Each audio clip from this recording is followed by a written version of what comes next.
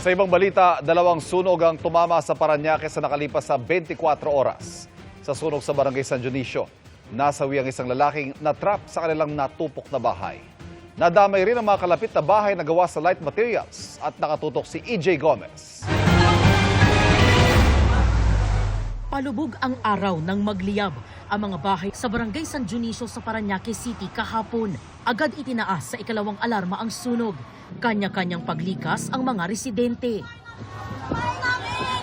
Yung dito sa kanya ka na namin sunog! Dito sa wala kami na salwang namin!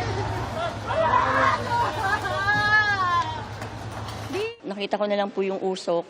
Bigla na pong lumaki na yung apoy. Hindi na po ako nakapasok.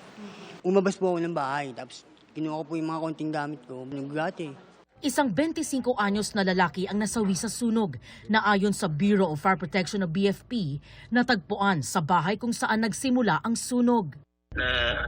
Kita natin yung kanyang body na naka-right side position, lateral right side position, yun sa second floor. Yan recognition na, yung balat niya wala na.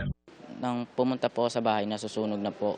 Hinanap po siya noon. Pumunta po sa bahay ng lola ko sa Las Piñas. Kala ko po nandun po siya. May nalaman po kami na may naiwan po sa bahay na isang lalaki. Tapos, kuya po pala yun.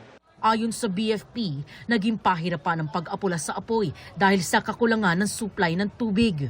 Walang hydrant na malapit sa area, so kinakailangan pa ng ating mga responding unit pumunta sa may isang condominium. At yung isa naman na hydrant natin ay malapit naman doon sa school. 3 bahay ang natupok damay sa sunog ang mga katabing bahay na gawa sa light materials. Tuluyang naapula ang apoy pasado alas 8:30 ng gabi.